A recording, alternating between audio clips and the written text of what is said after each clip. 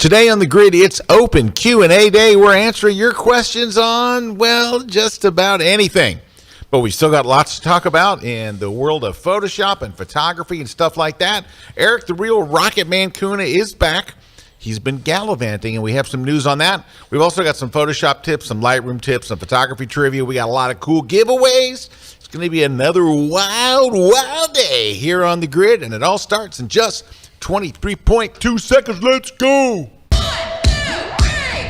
Grid is brought to you by Platypod, the tripod alternative that is changing the world. Everybody has a Platypod. You should too. Go to platypod.com.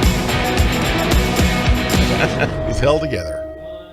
Hey, everybody. Welcome to another live episode of The Grid. It must be Wednesday, 1 o'clock East Coast time. Mr. Kuna is back. Welcome back. And you're back. I am back. I was sick last week. I had, like a cold. It wasn't terrible. It was just, one of those colds you don't want to give to everybody in the office. So we did not want it.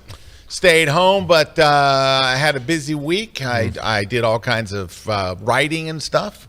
Sent off a book that I've been working on. So I have this book called How Do I Do That in Photoshop? It was just getting ready to go to press, and then Adobe pulls out all that wild new stuff, drops a boom. So I updated the book to have all that brand new stuff in there. So that was it was either lucky or unlucky timing, but I got that done. Yeah, because it's a wild and wacky time with Photoshop, right? It is. We're going to talk about a little bit about that today. Also, look what I got, a printed copy. We just got a few of these that just came in. This is my big, thick, everything you want to know about Photoshop book for photographers. It's called the Photoshop book for digital photographers right here. Anyway, we're going to give away a copy. We're going to give away one of these copies. I'll sign it for you too. So we're going to give away one of those on the show today. So that's kind of the new book stuff. And then we're also giving away a copy of your Light It, Shoot It, Retouch It book. Yes, it's great. A lovely book. Through all the things you need to know, start to finish, about a portrait shoot. And then we're also going to be giving away one of the Platypod goosenecks. So loosey-goosey. It's loosey. It's goosey. Gooseneck. It's great for adding, like you see there, adding lights to your Platypod Ultra, Max, Extreme, whatever you got. And you can put about anything on there, but, it's really good for lights and microphones, different things like that. And then we're going to be giving away a copy of On One No Noise 2023. Great plugin for removing noise in your photos for both Photoshop and Lightroom. Then we're going to be giving away V-Flat, one V-Flat from V-Flat World. These are great because they fold up. They can put them right in your trunk, take them out on location, and give you a great way of adding not only a white board, but then on the other side having the black board for removing light. So great. And then finally, we're giving away a copy of Retouch for Me is giving away a copy of the Dodge and Burn app. And now everybody can get a discount on the Dodge and Burn app or any of their apps by using the promo code Kelby20 at checkout. They just got to go to the link promo.retouch4.me. So there you go. All right. Okay. Well, lots of stuff going on. First, I got some news. I have some cool news. Yeah. Right? So I entered the London Photography Awards. So it's the thing I've seen for a number of years. Yeah. Pardon me. I've seen it for a number of years, and this year I entered 10 pieces because you can add add whatever you want. Yeah. I entered 10, and I won in 7 categories, and I got 2 honorable mentions. Awesome. So 9 of my photos got recognized, and one of them must have been total crap. All right, if you can see my screen, can you see my screen here? Are you not plugged in? Oh, what's this? They gave me just a plug for no reason. All right, well, I'm not plugged in, or I would show you. Yes. Was that it? Oh, okay. I thought that was the USB cable. All right, sorry. Here, maybe you can see it now. I think he's plugging in. Yeah, there we go. So I won the platinum winner. And now these are all in the professional category, so you can enter as an amateur or professional. I entered in the professional category, and I won a shot there from Lisbon, and one from China, and one from Tokyo. And then I got a gold award for one from Tuscany, and then then a portrait shoot or a fashion shoot that I did here in Tampa, and then another one from Tuscany, one from London, and then one from Chicago. But that's just an honorable mention, and then my ballerina shot. So one of my pictures must have totally just didn't get anything. One of your pictures sucked. One of it sucked. But anyway, I was kind of excited. That was kind of fun. I always tell people, there's no way to win a contest if you don't enter. Yep. Just enter. Just enter these. And I missed a couple this year that I wanted to do, and I said, I got to enter that, and then I got busy with other stuff and I didn't do it. But anyway, it's worth doing. What else? Oh, London. I have a workshop coming up in London. So this week, I don't know if you know this, when I do these travel workshops, it's only for 12 people, and it's in some great location. Erik and I just did one in New York City. Next one's coming up in London, first week of September. And I always let the people who have been to one of my workshops know first. Like, they get the first shot at tickets. So I just 2 days ago sent out hey, I'm giving you, first access. I only have 4 tickets left. So 8 of them went like that. So I only have 4 left. Now, the next people that get notified are the people that are on my workshop newsletter list. So if you go to scottkelbyworkshops.com, which you just saw on screen a moment ago, go to the bottom of the page, you'll know tomorrow.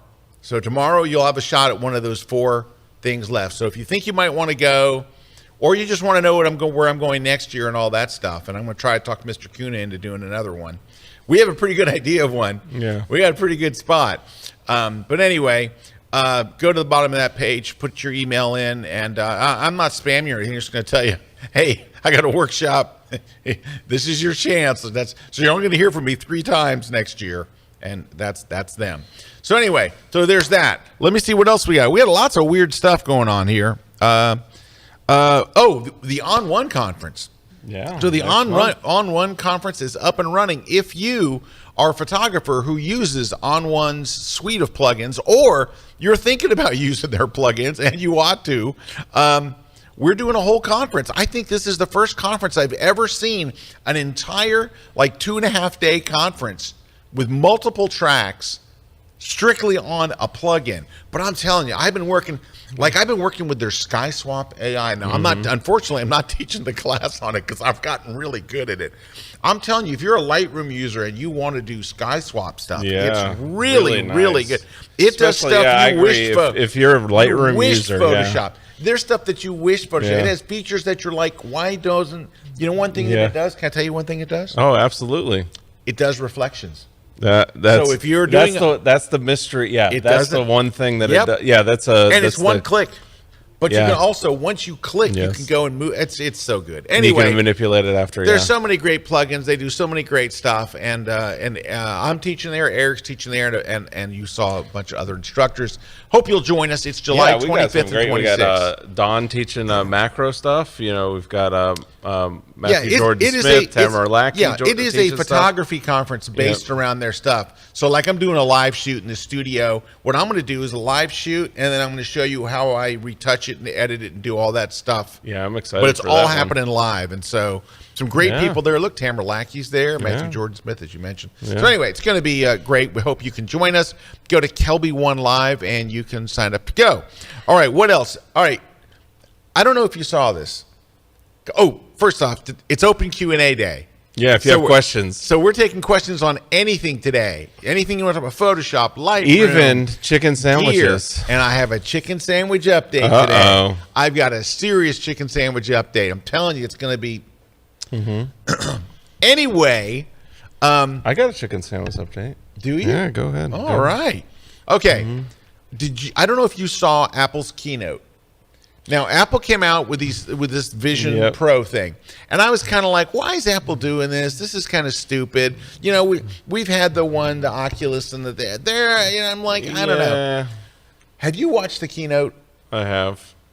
I was absolutely jaw-dropping. I thought Photoshop was a glimpse of the future until I saw that thing. Yeah, it is. That's the thing. It's going to be one of those things that it isn't quite there yet, but it's definitely the future. Oh, I'm telling you what. I read so many reviews, Erik, of people that have tried it, that have actually went, all these tech reviewers, so Apple let them try it. And every one of them was like, holy crap. Yeah. Now, they'll say, well, it remains to be seen what the future is and all that kind of stuff, which is, I think, kind of what you're saying. Yeah. However, the things that you can do with it on day one are just absolutely flipping amazing.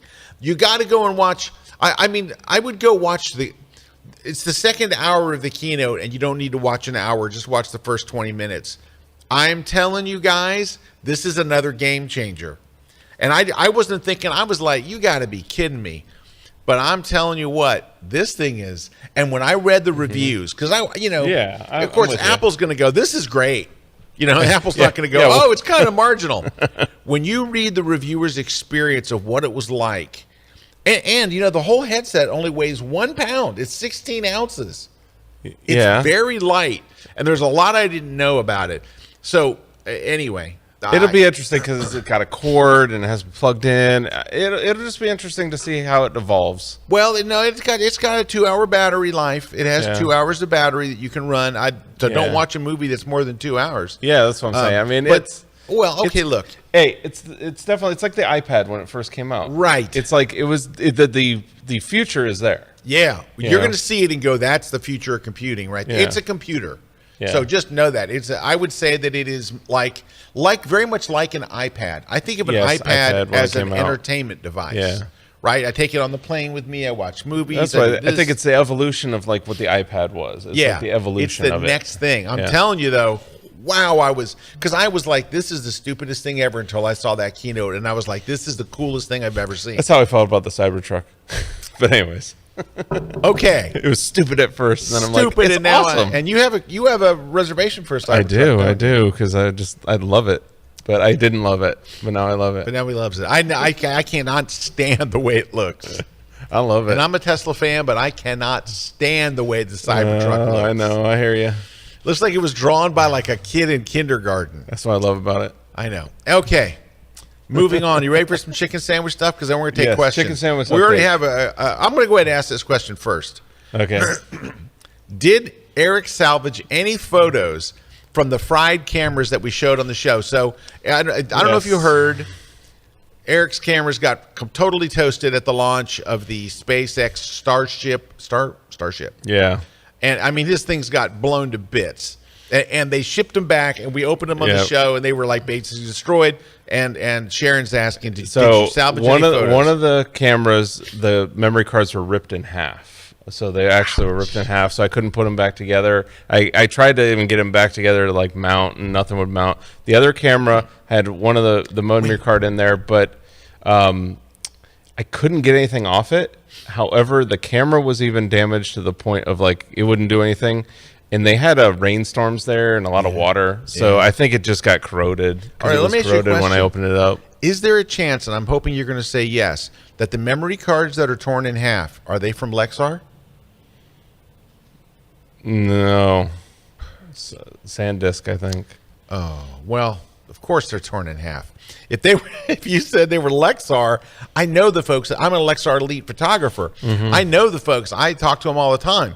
I was like, let me send it to them because they've got geniuses that work there that could. I bet they could somehow. I think one of them might be a Lexar. I'd have to check. Go look, because if it's a Lexar, I'm thinking there's a chance. At least there's a chance. But it's pretty broken. I mean, I can't get it to I know, do but anything. they're geniuses. They're engineer guys. Are nuts. That's true. But yeah, so that's the story there is they just were so broken or not missing so many parts that it didn't even have the memory card left. And one of the memory cards was totally gone. Just ejected. Ejected. It ejected. All right, now Erik had a secret mission while last week. I did. I left the show to go to a secret mission. So I went back out west. West for secret mission. There was there's a rocket company out there that's doing a rocket startup that's doing some stuff. So went out and captured their test launch stuff. Can't show anything from it yet, so nothing's approved Once it yet. Gets cleared, you'll be able to show us. I'll be able to show you. Because his last shots were outstanding. I mean, they were like, oh no, and there's stuff that this time that was just like even better because it's just as this stuff evolves, it just gets better and cooler and faster. But it was much more powerful this time around, and I'll tell you a story about that. So we were shooting. I had a camera set up below the test, and I had a trigger that was all burned up and a camera that's kind of a little toasty. So I put the camera and the trigger down there. A little toasty. I had secured the tripod down with a bunch of super glue to the concrete, and that works very well to hold it there. And they've run the test. They run the first test, and we looked on the closed circuit TVs and saw that the camera, my housing that it was in, and all the stuff had been ripped off of it because it was so forceful, and my trigger was gone. And I was like, well, my trigger's Where's gone. your trigger? Like, where is my trigger? And so we stopped. I went and we took that camera out of the equation because it obviously couldn't fire because the cord had been melted apart. So the cord had actually been melted off the trigger, and I can't even find the cord. I don't even know where the cord went. However, the next day, I went out and searched for my trigger, and my trigger was about a football field back. It had been thrown out. Your trigger shot off? So my ass trigger shot off the camera 100 went yards. about 100 yards and landed. The battery landed about 70 yards, and the door was about 30, 40 yards. This is farther than Patrick Mahomes can throw a football. Yes. It shot It off just there. shot off. And so here's the funny part, right? I get the battery, I clean it up. I get the trigger, I clean it up. I put the battery in the MyOps trigger, turn it on, and it starts up and it works. This thing is melted to no end. I wish I had it. It's melted to no end. But it works. The string's like bubbling up and all this, and it still works. But you know what? If you show up at a rocket shoot and your stuff is somewhat melty, the respect you get from the other photographers, they're like, that guy's legit. Legit. He's legit. Hey, we're getting lots of great questions coming in go. here. All right, I want to talk about chicken sandwiches. I also want to talk about this thing. Let's get to some questions first. J Doll. J-Doll is asking, in Photoshop layers, what is the difference between merge down, merge visible, and flatten image? Ooh, this is a good one. I know this. Yeah. Thank goodness I know this. All right, merge down takes the layer that you're on and merges it permanently with the layer below it, so it becomes one layer. You had to merge down, it merges and flattens into the layer, just the layer those two below layers. it. Just those. You Right. could have 10 layers, but just those two. Yes, that is Yes. merge down. And the keyboard shortcut is Command E. All right, merge visible.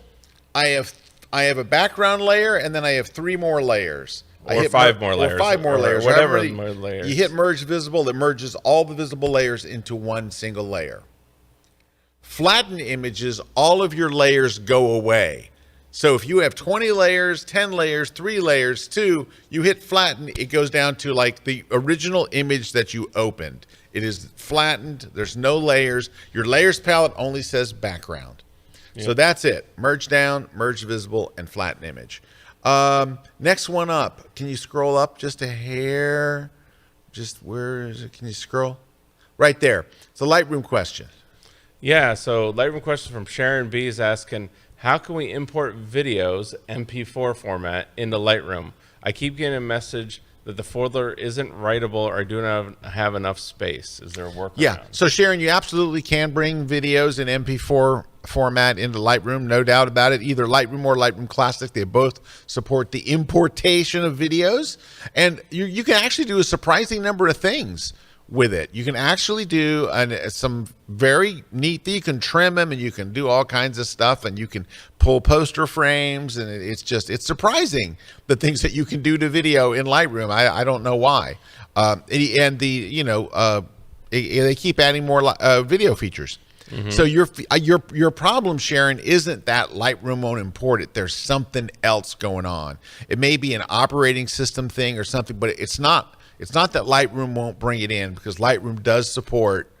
There might be something wrong with your file. Also, it says the folder.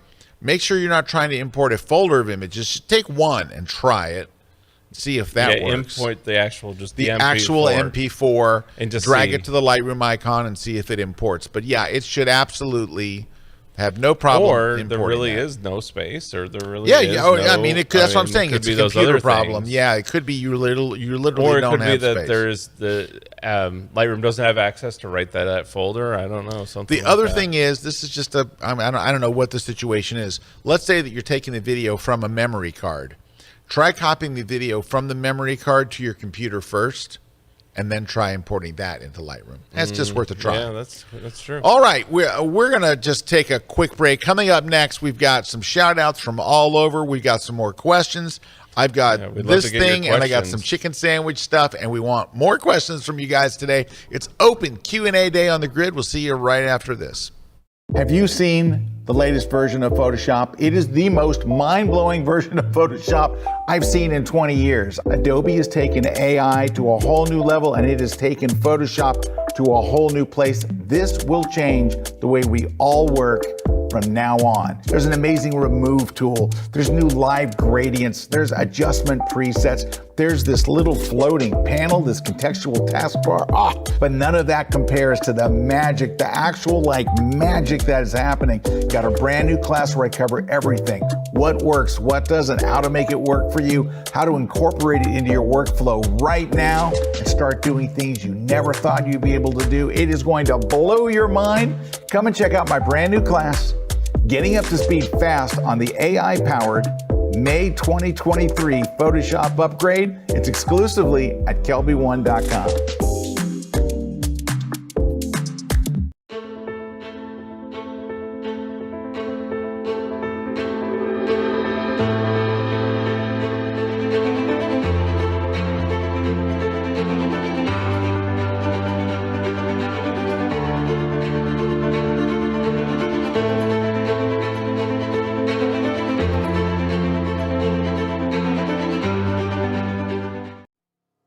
I am a portrait and wedding photographer based in Valencia, Spain.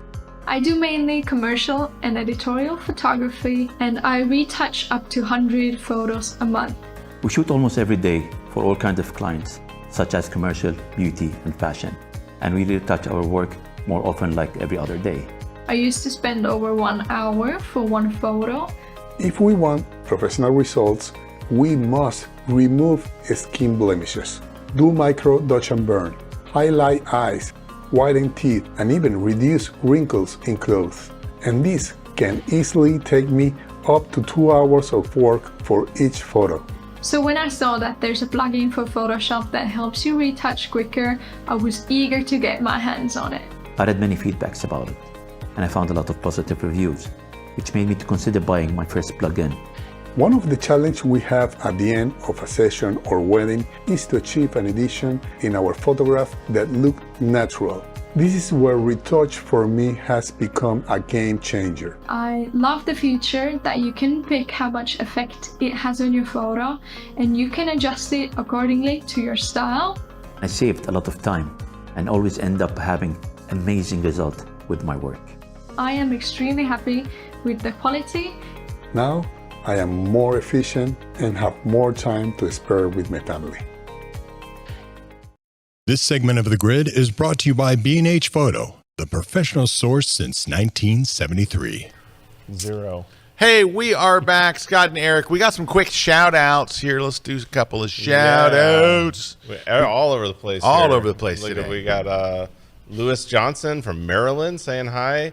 James Gordon Patterson saying no haze in Arizona. There's a lot of haze out there right now. Oh, a yeah. lot of wildfires. Stuart Greenberg saying hey from Long Island, New York. Dave Williams saying hey. Dave Williams. And then John Austin saying hi from the UK. Philip Columbus saying hi from Newport News, Virginia. Deb saying hi from SoCal. Darren from Illinois. Joe from Indiana. And then Graham from sunny Malta. Wow. Oh, love Malta. Yeah. Mariana joining us all the way down there from Fort Myers, a little bit down from us. And then Marty over there at Chula Vista, California. Bill M saying hi from Sacramento. Judah from Medicine Hat. Jay Dahl, greetings from Utah. All There right. you go. We got some stuff. You know what we want, but before we kick into stuff, I think it's time for a Lightroom tip. Let's go. Tip, yeah. All right, let's do a Lightroom masking tip. So this is one that you may or may not know, but like if you look at an image like this, and let's say that I want to work on the floor.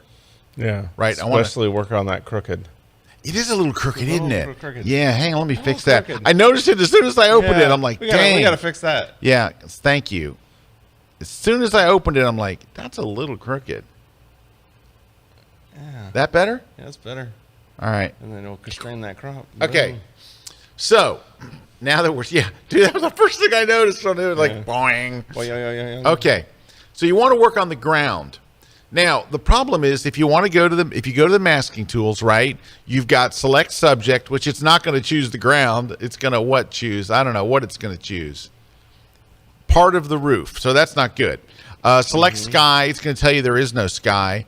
Background is probably going to choose way too much. It's the opposite of subject. Right, the opposite of subject. Right, okay. Now, I want to just do the floor. How do I just do the floor? It's actually probably 2 steps. One is you're going to get this tool called objects. And then, but here's the thing. The trick is to go to this thing where it says select objects. By default, it wants you to paint over something. Like, oh, I want the ceiling. So you kind of paint over it like this. And it won't do a bad job. You give it a second. It didn't do a good job either. All right, let's undo that. But all right, there's a secret. There is a secret. Go to the objects thing and then click where it says mode. Click. Let's see if we can zoom in. Yeah. There we go. Click little button. That little button right. That's the magic button right there. Now, once you click that button, what you can do is go, all right, I want this area, the floor. Boom. Oh, look at missing area. A little bit. That's very surprising. But that's really easy to fill in, right? Absolutely. You would just go to add, get the brush, and say, and that. Boom. Done. So now I can just adjust the floor. If I want to make it shinier, the secret is to go to clarity, and that makes stuff shiny. So, and if I want to make it darker, I think I want to I was trying to pull the focus off the floor. There we go. Maybe add a little more contrast. And Bob's your uncle. All right. So anyway, that is the trick. That is a more powerful tool than it seems. Yeah. If you change that one thing and you make that one change. And well, then that's also because you can rotate between the two. If you have sometimes when it's like, oh, a brush will work better. I've never had a situation. I know. You can do it. The box can do it. The box helps. The box rocks. And what you do is you draw the box over what you think you want to select. Yeah, you go, and it's pretty good at going. Oh, you probably want the floor. You know, so it is very good at that. So anyway, that's a very, very handy tool. You know what's so funny is Eric and I were talking about today. I don't know if it was at lunch this week or Eric and I, we eat lunch at the same place every time, every week. It's the selections have become so easy. So much of what we used to spend our time teaching was how to make selections, and it's become effortless, which is wonderful. Yeah. You know, it's just it really has. I was saying that even in my Milky Way workflow, I used to do a lot of selections through luminance and radiant. Like I don't have to go to Photoshop anymore. I can just sit in Lightroom, do all the layers that I would normally do inside Photoshop. Right in Lightroom. It's great. Absolutely. It's great. Hey, I want to answer Deb's question here real quick. Deb's got a question. Deb says, "What is the best way to shoot portraits on green screen? I don't have a proper distance between the camera, person, and screens, so removing green from hair is incredibly hard."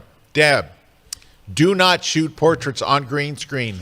Do not do it. It's only for video. It's for video. Only for video. It is not. You need to shoot on a gray background, a light gray background, Deb, and you'll have no problem. But getting that green out of skin and hair is almost impossible. Deb, never, ever, ever, ever, ever. Try to shoot portraits on green screen. It's instant death. Or blue screen. It's that is a video thing. That is a video thing. That the chroma layers in video, when you're keying it out and it's motion, but still we have the same problems in video of that contamination. That you're talking contamination. About. Right. And that's what you're talking about. That contamination of the hair and all that stuff. And you're right. Separation helps that. But if you don't have that separation, you should never shoot on green. Shoot on a light gray, white, anything. All right, I'm setting you up for a question. Yep. Kim says, I'm considering going from a 100 millimeter to she has a Yep, 1 to 4. Yeah. 100 to 400. Yeah. She's thinking of going to a 150 to 6, and she's wondering if that extra 200 millimeters is going to make a major difference for wildlife and bird photography. Go. Absolutely. That extra little bit that you're talking about when you're talking about wild. Yeah, well, it seems like a little bit, right? It's not. Those numbers seem like a little bit, but when you start getting out, when you're doing that telephoto work that you're talking about doing, like bird photography, wildlife photography, you're shooting very small subjects that you can never really get too close to.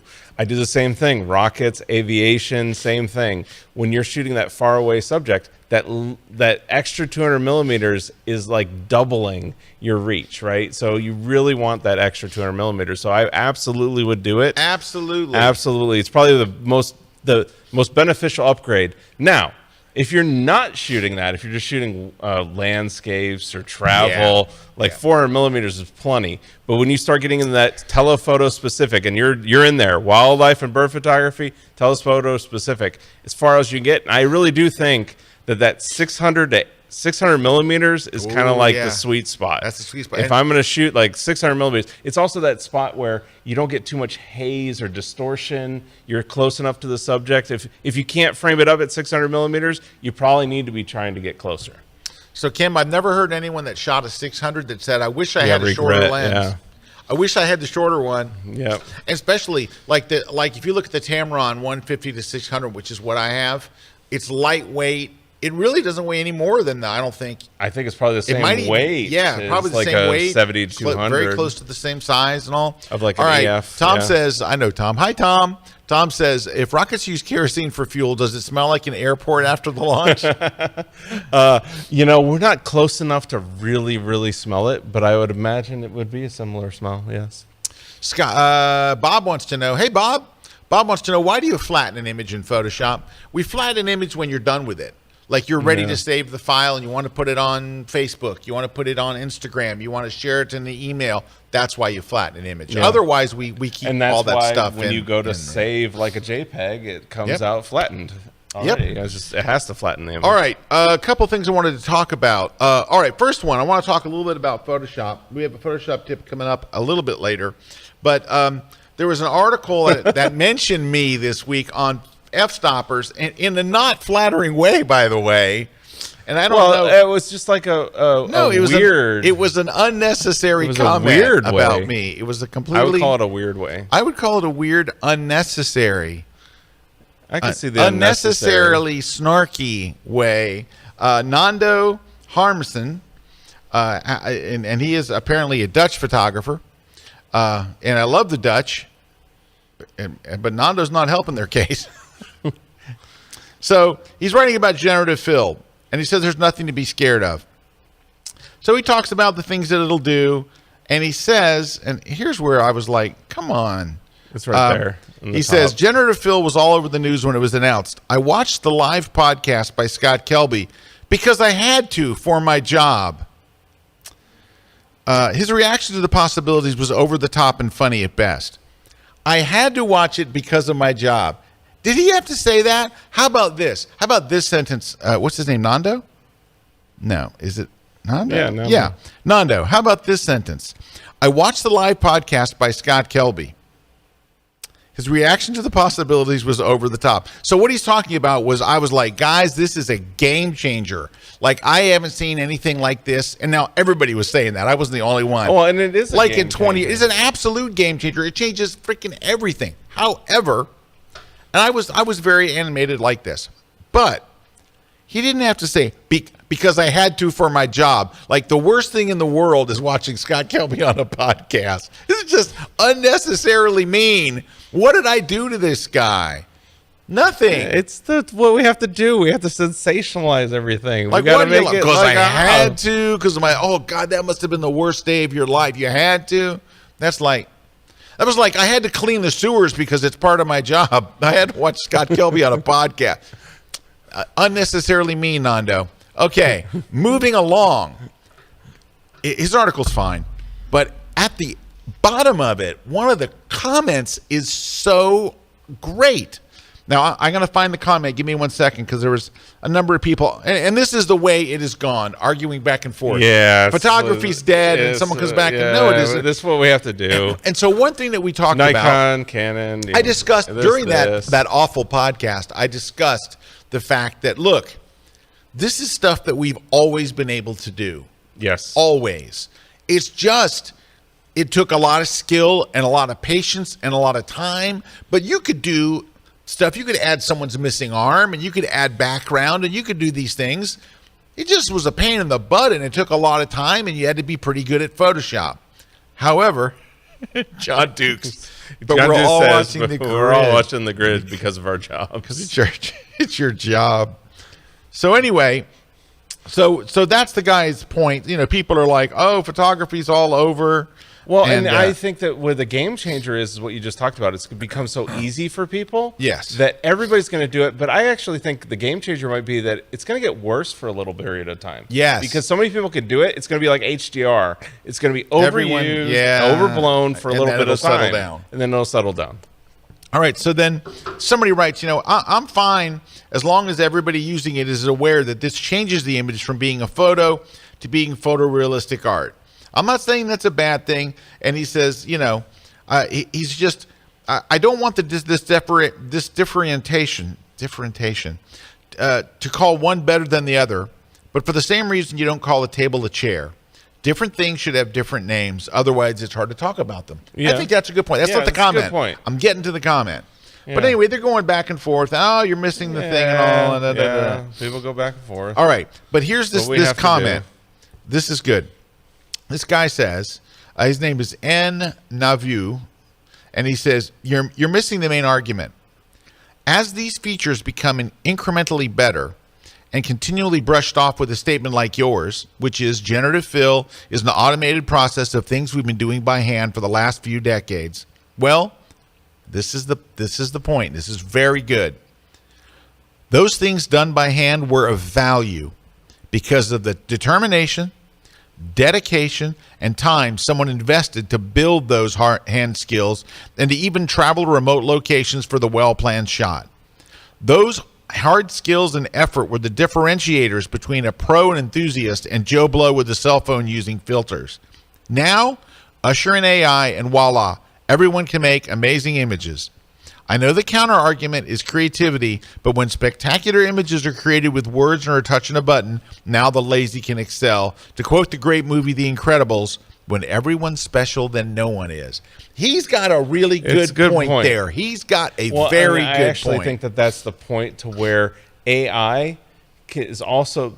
There's going to be a bad thing that comes out of AI, and I think that's what it's talking about. And I was talking about and that's why it's great that we have this future technology, but we got to realize, like, this is going to hurt a lot of people that spent the time to really master a craft, master those skills that now can be done again by just describing it to a computer. I know, and this is what's weird. That basically learned all this stuff by stealing all your images. Right, but I want to talk about this because I was writing this book, and everything I write, I'm thinking, well, shoot, I would just do this with AI now. Yeah, I would just type in remove reflection in glasses. Yeah, I taught in the book how to remove reflection in glasses the way we've done it all these years.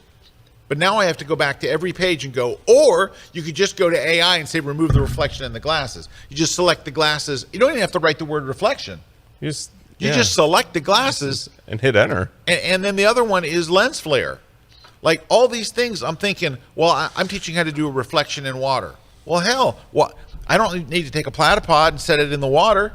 Yeah. I'll just ask for it later. It really does. It messes a lot of stuff up. Yeah. So what I'm telling you is it has good things. It has many bad things. I'm not certain that all the good things are overweighing the bad things, but what it did, it lowered the bar big time. To make those amazing images, you had to be up here, and now you can just be down here with everybody, like the guy said. And I think that's why that he's got a Hall of Fame comment there. His comment is and I'm going to bring it up on screen here bigger. His comment is actually very, very good. Now usher in AI and voila, everyone can make or chat amazing images. You know, and when he goes, now that when spectacular images are created with words or the touch of a button, now the lazy can excel. When everyone's special, then no one is. But Nando, if you look at Nando below, Nando's just like in the end, nothing changes. It's not true. It's not I true. disagree. Yeah. A lot of things have changed. I understand this point, but the feature is just another tool. When performed in the proper way with care, it can help you perform plus taps. Yes, that is true. But nothing is to stop anyone from performing it without care. And it's just very, very... Yep. It's. I'm telling you guys, the what did they say? The cheese has been moved. Yes. Someone moved the cheese, and they may have moved it into a place where it's impossible to get. But it is. It's our world has been changed forever. The whole thing has been changed, and Yeah. and even as an educator, I'm struggling with. Why don't I just keep telling them? Just type it in the chat. Just type it in the chat. Here's my new book. It's called "Type It in the Chat." Like, you know what I mean? Well, there is going to be that side of it. But let me ask you this, Eric. Yeah. You want to do sky replacement? Yeah. Do you go to Photoshop and do sky replacement, or do you just select the sky and say new sky? I just select the sky and. Well, that's what I'm. This is what I'm saying. All of these things that we did. Do you go and take a platypod and set it in the water and do all like when you and I were in New York, or do we just draw a little circle and say Add put a the reflection reflection, here? yeah.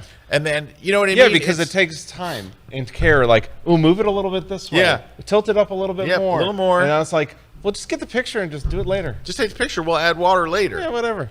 So, But I think there is another part of this. There is with photography. Photography is something that it is an exercise. It is a. I know, is- but can I say something? I think people still like that. Here's what I want you to consider. Ready? I want you guys to consider this as well. Do you know who this really helps? It really is not helping photographers. It's helping graphic designers. Yeah. This helps. This is a phenomenal this tool. is a graphic design This tool. is a graphic design tool. This is not a tool for photographers. It is But killing graphic us. designers It's is helping that them. it's that hire photographers to make them images to go into their designs.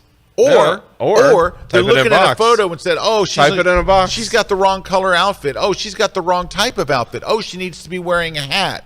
There's no let's go to the studio and shoot. Boom, we just add the hat. Ooh, we changed the outfit. I want her to be in a ski jacket. Boom, it's done. Those are graphic design things. Graphic designers, social media marketing creators, this is the tool for them. But for us as photographers, this is funky. It's weird, and it's like, That's what it comes down to. What you just said. That's a good point. This is a graphic design tool that is hurting photographers. yes, that's what I'm saying. It is a super blessing to graphic designers. It's a kick in the. To It's a photographers. kick. It's a kick. Oh, it's a kick. It's a slap too. Yeah, it's a it's slap. like- It slaps us because it's Yeah. like, how'd you learn all this stuff? You learned it from us, Yeah. and then you took it and you gave the graphic designers a good pass. Yep. Here you go. There you go. So anyway, we you don't got have some. to talk. You don't even have to talk to we have- photographers anymore. Thank you, nice people. These are people who are not Nando saying nice things. JC said, I would love to have a job where I was paid to watch Scott Kelby. Let's go. That's a good comment. Greg says, I don't watch Scott Kelby because of my job, maybe in spite of it, but so that I can win his awesome Photoshop book. That's okay, Craig. We give away prizes for a reason. It's because we know you have to watch this for your job. Stu says, I watch Scott Kelby because it's part of my life. And isn't it the best part? No, not really. No, but no, anyway, it's Stu's a good, cool guy. It's a good part. All right, we have to take a short break. We got lots of Yes. questions coming in. Stick around. I got a good one for Kuna here when we come back. Stick around. Alrighty. We still haven't gotten the chicken sandwiches. I'm telling you, it's a wild day on the grid. It's wild, I tell you. So travel is back. Travel photography is a big thing, and you've got some amazing things to share with us, including near-death experiences, right? I do. Let's go to Lisbon. Let me tell you what, Larry, Lisbon is one of the most photographic cities in the world. It's the second oldest city in all of Europe, and I'm going to show you exactly where to shoot I'm even going to tell you where to stay, where to eat. I got some great restaurants and great tips for you. I'm going to tell you how to avoid certain death, which only probably happened a couple of times, but I didn't die, which is great. Yes. Nobody with me died. None of us died. It was great. But I'm telling you what, Lisbon is such a photographic city. It's so photogenic. There's something around every corner. Larry, I'm telling you, it's got everything, and it's inexpensive, it's safe, it's clean, it's fun. There's so much to shoot. There's more than I could do in a class, but I did put it in a class. It's a photographer's guide to where to shoot in Lisbon. And how am I going to remember all this when I get there? I've got you covered. I'm going to give you a PDF that you can download, and it has all of the locations, all of the addresses, little thumbnails, so you know what we're talking about. You can put it right on your phone so you can have it right with you when you're on the streets of Lisbon. Come with me as we go to Lisbon. I'll show you all the great places to shoot. You're going to love it. You're going to come back with some amazing shots, and it's exclusively here at Kelby1.com.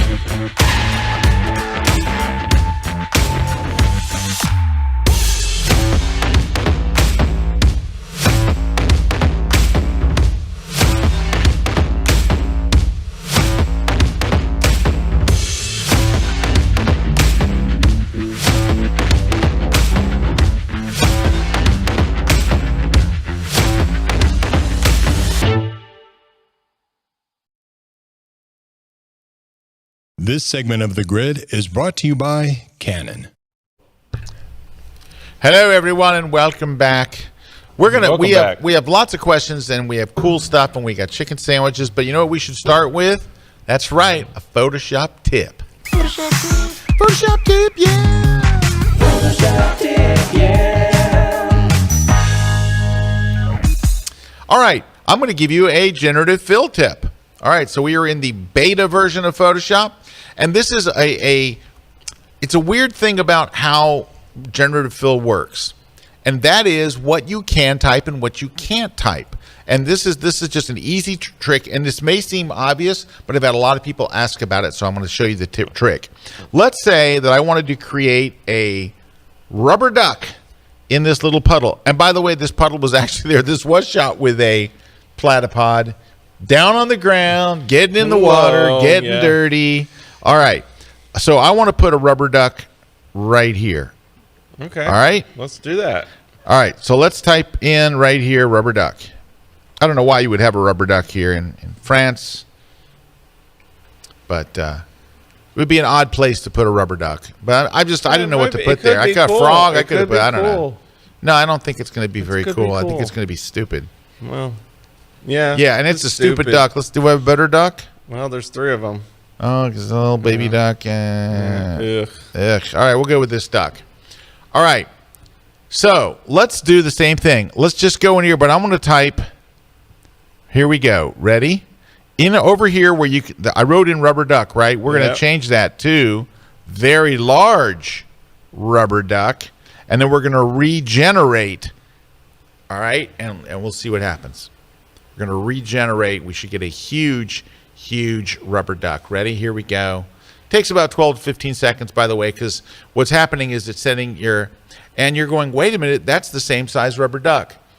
The size of your object does not by what you type. You can type big, you can type very small, you can type tiny.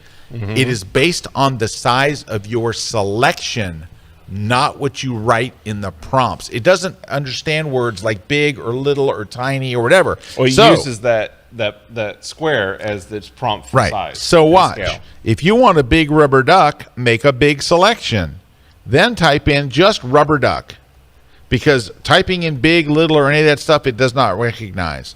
So now we're going to hit generate. And because I made a big selection, I should get a larger. I think this is I think it's going to look way worse.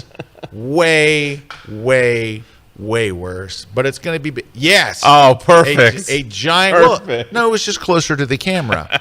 All right, and and we have multiple choices for our, there we go. There we go. Yeah. Giant, okay. All right, but do you see what I'm saying? Look It at the size added, of that. the reflection. It added the reflection and the shadows, and the lighting is in the right direction, all of that. However, I just wanted to let you guys know who are using generative fill, it is based on the size and shape of your selection. Well, and I think a good point, too, is this is in beta. This is a beta feature. This is in Photoshop It's not beta. done. So it's not done. It's not perfect. It's not out there in the wild. And it actually, we don't know yet how it's going to be used once it is. All right, So- take a look at this shot with the cruise ship here. So the cruise ship was actually added after. I just drew a big selection and said cruise ship. Now, I drew a very large. The selection I drew was like big. Now, if I draw a small one. You can actually see the selection by your white mask. Oh, yeah, you can see how big my selection was, right? That's how big it was. That was your selection, But yeah. if I draw a small one and I type in the exact same thing, if I go in here and type in, hold on, we'll go here and generative fill, and I say cruise ship, it's not going to give me that big old giant ship because I didn't give it space to put it. I gave it that little tiny little So area. It's going to be a mini big. It's going to be like a very, very small, weird ship. And you'll be like, there's a toy cruise ship out in the ocean. There's a toy cruise ship down there. No, it won't be that bad. It won't be, yeah. Yeah, it's a little small. Yeah. It's small. Boy, it makes those, it makes the island out there look huge. Yeah, that island is massive. Yeah, these are toys. But anyway, I just hope that drives home the point. Yes. The selection dictates. The selection dictates the size size, and not scale. the word. So don't use words like big, little, Now, what's weird is you could say brown cruise ship. Like you could say stuff like that. You could say color. black shirt or things like that. Right. Okay. Marty's got a question. Marty says, when in Lightroom Classic, Open with Photoshop opens the most recently version of Photoshop with both the beta and standard version, because you can have both today running side by side. Is there any way to control this behavior? Yes, there is. It is right here. Go to your Lightroom Classic Preferences, and in there is a tab called External Editing, and you get to choose what your additional external editor will be. You can choose any program you want. So it's going to open up your current version of Photoshop by default, but you could say, I want to open up the beta instead. But then you would actually choose your external editor instead of Photoshop. So you would have Photoshop, and then you have another choice for external editor. That's what you'll choose. Your external editor would be the beta version. So the default will open regular Photoshop, and then you're going to choose the beta as your additional external editor. That's how you do it, right there. All right. Well, it looks like Marcy's got the same kind of problem. Now, I can tell you exactly how to fix this on a Mac. So what it is she downloaded the beta. She's double-clicking a PSD or JPEG, and they open now in the beta by default, right? And it still opens as the beta no matter pretty much what she does, which is I'm reading here. On a Mac, you could go and say, no, open in the... Yes, so Command I. There should be a preference for that file extension to open up in Photoshop rather than Photoshop Beta. Yeah, so it's going to be. I don't know where it is something on going to be in the Windows 11. It's going to be something on the operating system side. Hey, but you know what? Someone in the forum probably knows. Someone out there that's watching the show knows. If you would help Marcy out, that's very frustrating what she's going through, and I totally get it. So if you're on the Windows side, you're opening up a JPEG or a PSD, assigning it to a different program to open it up. How do you assign it to where it opens by default to regular Photoshop? And then you can, you would have to right-click. Well, I don't know how it does it on a Windows user. Help Marcy out. Yeah. All right.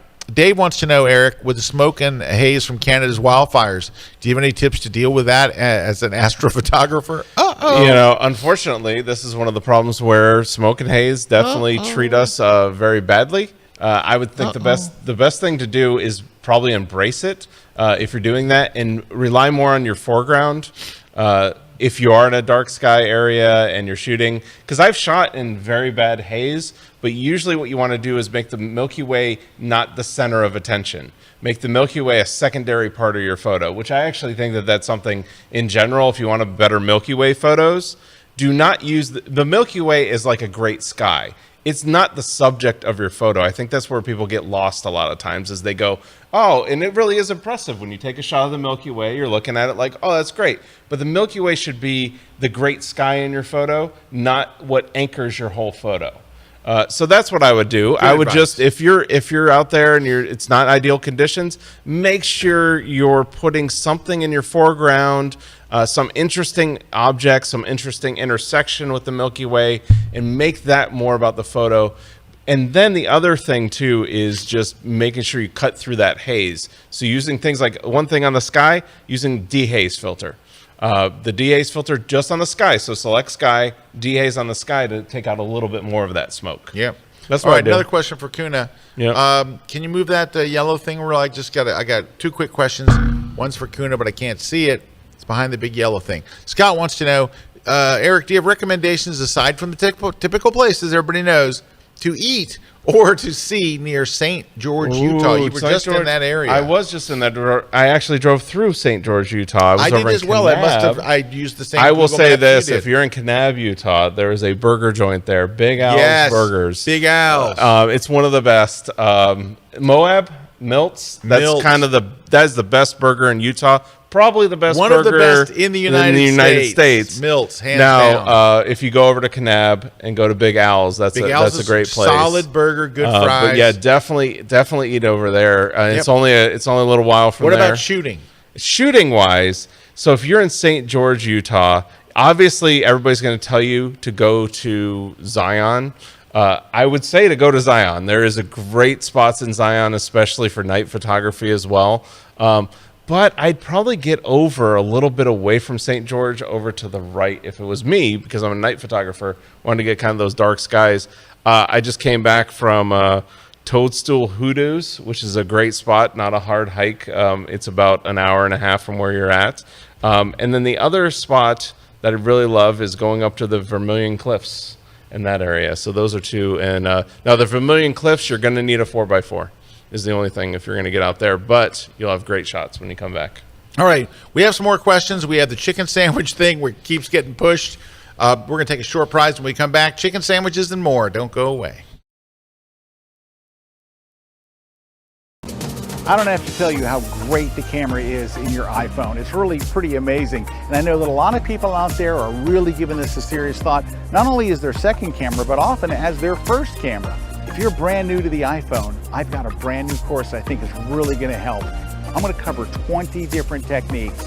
Stuff that you need to know, how to set up your camera, how to get the most out of it, and it's really gonna make a big difference. It's gonna make you fall in love. If you liked your phone camera before, now you're gonna love it. We're gonna cover a lot of ground. We're gonna be on location. We're gonna have a lot of fun. I hope you come and join me, and it's exclusively here at Kelby One.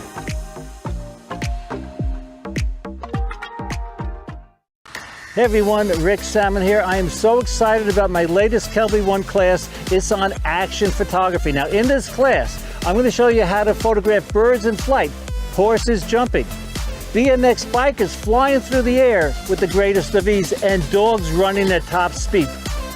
The class is jam-packed with tips, tricks, and techniques that you could apply to all types of action photography. And of course, I'm going to cover all the different lenses that you could use to tell your story. Now we're going to keep the fun going in the studio, where I'm going to show you some photo processing techniques.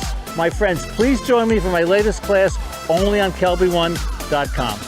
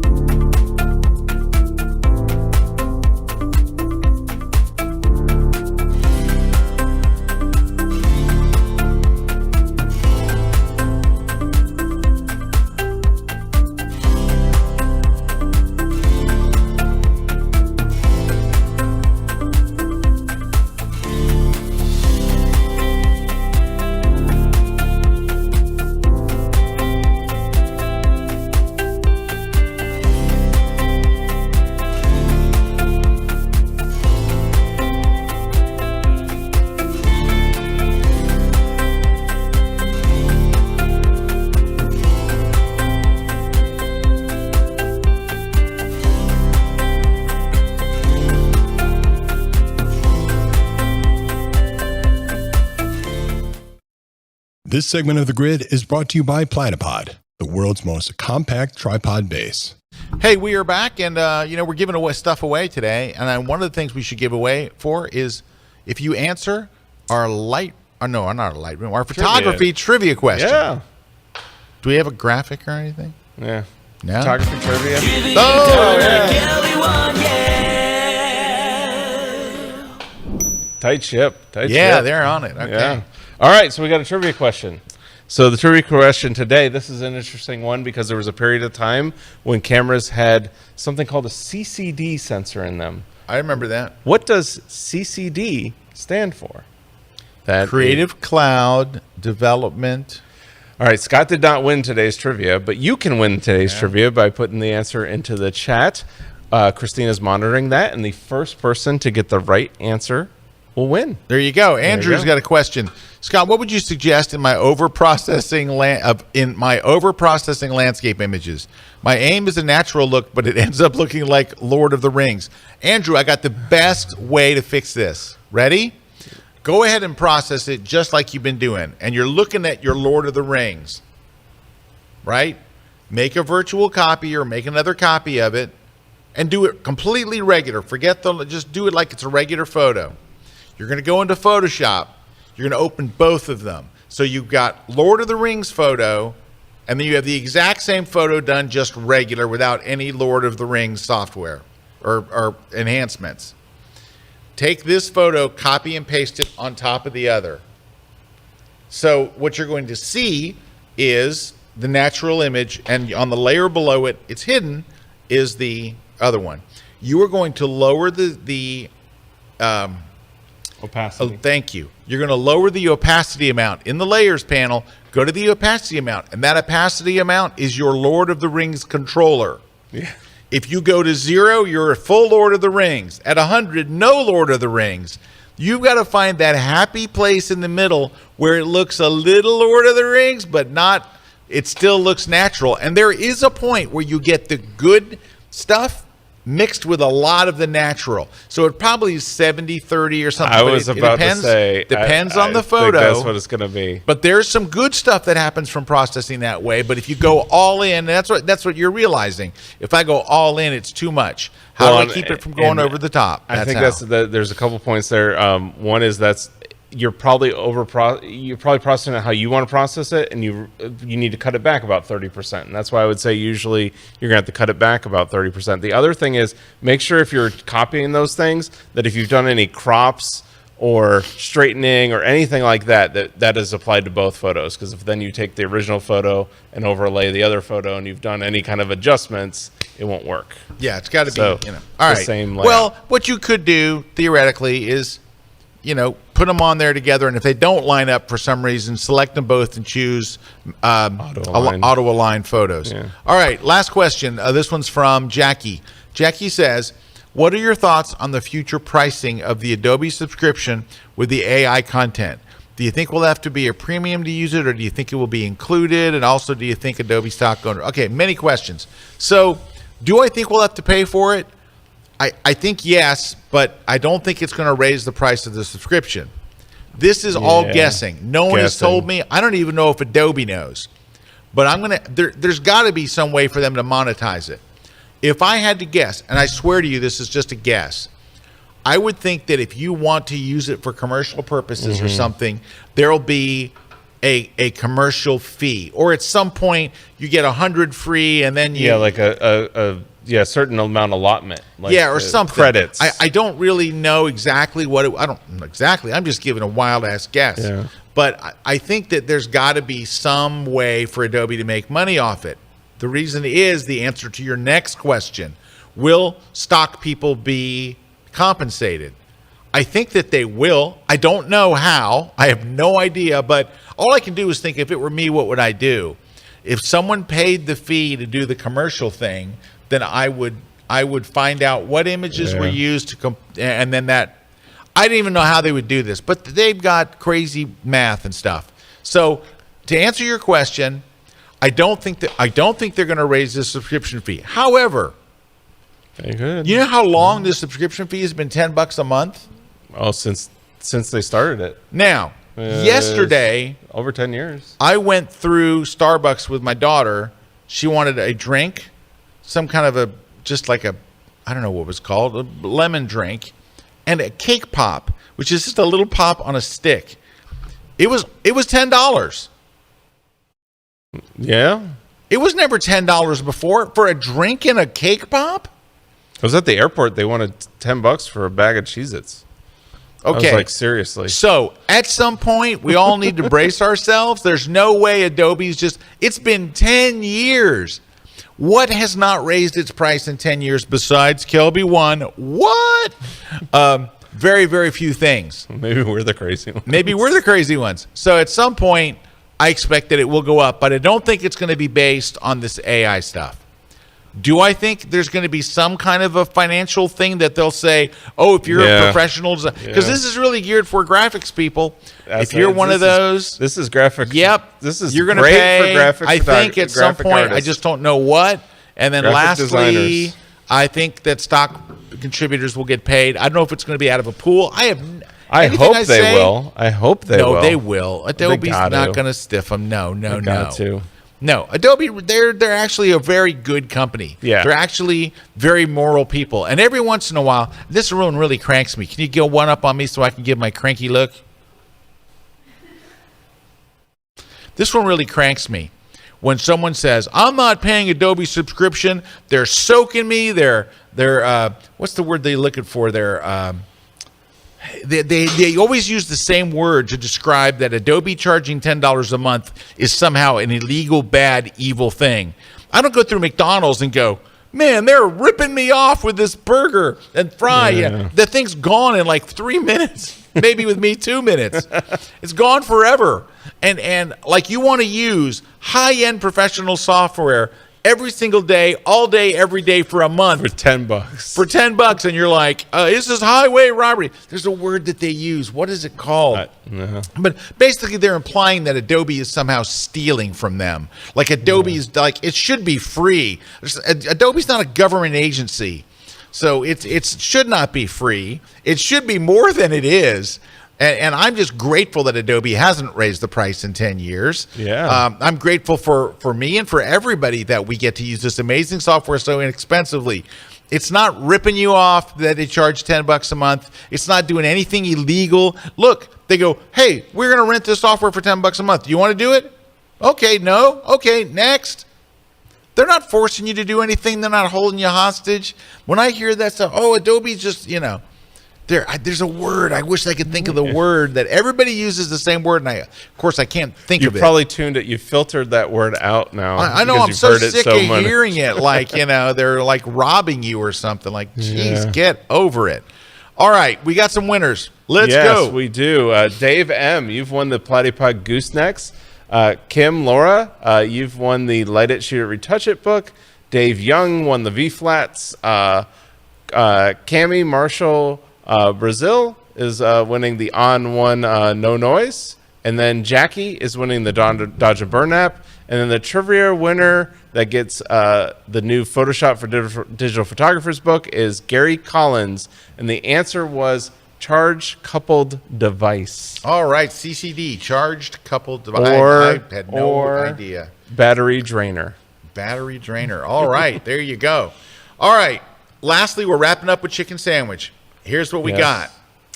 So I went to a very famous chicken place that is kind of exploding all over America. It's a chicken tender place, and they make a chicken sandwich, so I had to go try it. Now, they're opening one in Times Square. Erik and I just saw it, and it's called Cane's. Raising Cane's. Raising Cane's. I tried these. All right. So I had not talked to Erik about it, but I went there, and the place was quite busy, and it's becoming quite a thing. They have a very great marketing and stuff and all, and I thought, oh man, this place is going to be great. I went in thinking it was going to be great. I was very disappointed. Me too. Dude, it was just like chicken tender from Publix. It was like just a chicken tender. It wasn't even that. As good. It wasn't even that. From Publix are pretty good. Exactly. It was a small menu. They had one sandwich, and it was just a chicken sandwich, and it was... The fries were good. The chicken sandwich, I won't go back to Cane's. I don't have any. You know, that was my daughter was the one who really wanted to go try it. This is funny because we tried it, and it's not very good. It's okay. It's okay. It's okay. I'm not gonna really like. No, it's not bad. It's not Wendy's. Because Wendy's chicken sandwich is absolutely horrendous in my opinion. Cane's was not bad. But I was expecting to be like, oh my gosh, I just went in the most positive way thinking this is going to be great. I can't wait. My son likes it, and that's why, it was on the campus when he went to college. Yep. And I thought, oh man, this is going to be great. However, I have the place that is phenomenal for chicken tenders. Okay. It came out of nowhere, and they opened one up in my hometown, which I live in the middle of nowhere. I can't believe that they opened one there. And theirs is phenomenal. They have multiple sandwiches. They have wraps. They have salads. They have a great menu. The place is packed all the time. I'm telling you, it's fantastic. Huey Magoo's. Okay. Have you ever heard of it? Never heard of this one. It's a very nice chicken. That's it right there. Wow, did that come up fast? The filet mignon of chicken. Let me tell you what. Huey Magoo's, number one, their sauces are great. Their tenders are great. Their chicken, they got a buffalo chicken sandwich that's spicy. Oh. Okay, well, that's on the list. I'm telling you. Quite good. You got to stop by my house because you're like right there. Yeah. But anyway, it is very, very good. Huey Magoo's, and look at the location. Can you hit the locations? Because there's like, I don't know how many of them there are. Huey Magoo's. I know. I never heard of it before, and it opened up. It's very nice. It's obviously does the button not work? Locations. Click. All right, so there's where they are. All over the place. Yeah. They're in Alabama. Well, it looks like they're in the South. But they're also in Nevada and Ohio. Yeah. So they're in those places. I'm telling you guys, do not sleep on Huey Magoo's. It is shockingly good. Right. Shockingly. Well, shocking. Speaking of chicken sandwiches, so in a different category by itself, I put the Chick-fil-A chicken sandwich, right? I do because it's not even. It's just different. It just. But you know what? It's the bun. You know what I tried the other day there that was really good was the spicy chicken deluxe, where you get it with everything on it. Yeah, it was really good. It changed it for me. Oh, okay. I'll try it. So the spicy chicken. Yeah. Now it isn't. I still think that the Outback, the I had Grill, it yesterday. I had it yesterday. Sriracha chicken sandwich. I had the sriracha chicken sandwich from the Outback Grill yesterday. Phenomenal. That thing is absolutely lights out. That is the best. The Huey Magoo's is right below it. Okay, that is the pinnacle right now for me. Go get go to Huey Magoo's and get the buffalo chicken sandwich. It is quite good. And that's what you can always with the grid. All right. You're going to be up to date. You're going to know the food stuff. On the food stuff. Speaking of that, I'm going to go have lunch with my son right now. I'm going to have to run. Yes. Let's see. Anything else? If you won, just make sure you email us over at gridprize@kelby1.com and do that by this Friday. And we'll confirm that you're really you. Yep. Last question is for final sharpening to print. What is your process? It's very simple. Over sharpen for print. Sharpen to the point where you think, ooh, it looks a little crunchy, and it'll come out perfect in print.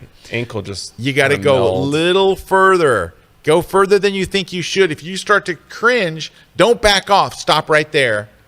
Yeah, right when you start cringing, stop. Always over sharpen for print because there's an inherent loss of sharpness with the ink spread. The ink hits and it hits the spread paper, and there's a. Anyway, thank you guys for watching. Thanks to my crew here. Thanks to Christina, Jason, everybody, my crew here, Erik, all the people. Not this Erik, the other Erik. We have many Eriks. Yeah. You're hired basically by your name. So anyway, thanks everybody. We'll catch you next week. Peace.